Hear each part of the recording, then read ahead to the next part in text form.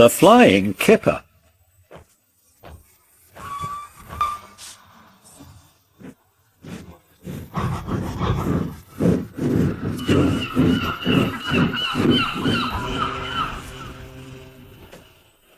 Lots of ships use the harbour at the big station by the sea.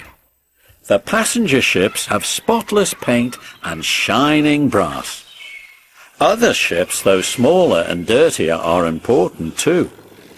They take coal, machinery and other things abroad and bring back meat, timber and things we need. Fishing boats also come there. They unload their fish on the quay. Some of it is sent to shops in the town, and some goes in a special train to other places far away. The railwaymen call this train the Flying Kipper. One winter evening, Henry's driver said, "We'll be out early tomorrow. We've got to take the Flying Kipper."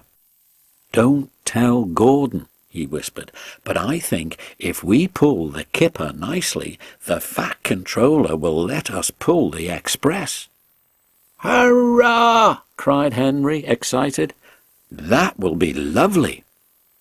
He was ready at 5 o'clock. There was snow and frost.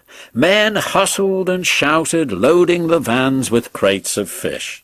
The last door banged, the guard showed his green lamp, and they were off. Come on, don't be silly, puffed Henry to the vans as his wheels slipped on the icy rails. The vans shuddered and groaned. Truck, trick, all right, they answered grudgingly.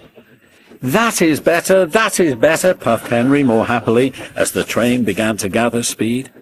Thick clouds of smoke and steam poured from his funnel into the cold air, and when his fireman put on more coal, the fire's light shone brightly on the snow around. Hurry, panted Henry.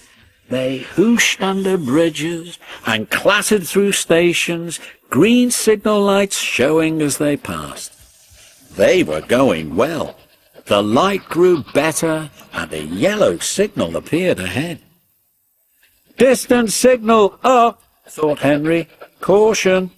His driver, shutting off steam, prepared to stop. But the home signal was down. "All clear, Henry. Away we go." They couldn't know the points from the main line to a siding were frozen, and that signal had been set at danger. A fall of snow had forced it down. A goods train waited in the siding to let the Flying Kipper pass. The driver and fireman were drinking cocoa in the brake van. The guard pulled out his watch. "The Kipper is due," he said. "Who cares?" said the fireman. "This is good cocoa." The driver got up. "Come on, fireman, back to our engine." "Hey," the fireman grumbled, "I haven't finished my cocoa yet." A sudden crash. The brake van broke. The three men shot in the air like jacks in the box and landed in the snow outside. Henry's driver and fireman jumped clear before the crash. The fireman fell head first into a heap of snow. He kicked so hard that the driver couldn't pull him out. Henry sprawled on his side. He looked surprised. The goods train fireman waved his empty mug. "You clumsy great engine! The best cup of cocoa I've ever had, and you bump into me and spill it all." "Never mind your cocoa, fireman," laughed his driver. "Run and telephone the breakdown gang." The gang soon cleared the line, but they had hard work lifting Henry to the rails. The fat controller came to see him. "The signal was down, sir," said Henry nervously. "Cheer up, Henry. It wasn't your fault. Ice and snow caused the accident. I'm sending you to Crewe, a fine place for sick engines. They'll give you a new shape and a larger firebox. Then you'll feel a different engine and won't need special coal anymore. Won't that be nice?" "Yes, sir," said Henry doubtfully. Henry liked being a crew, but was glad to come home. A crowd of people waited to see him arrive in his new shape. He looked so splendid and strong that they gave him 3 cheers. Peep, peep, pip, pip, pip, pip, peep. Thank you very much, he whistled happily.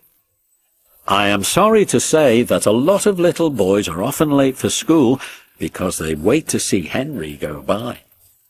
They often see him pulling the express, and he does it so well that Gordon is jealous. But that is another story.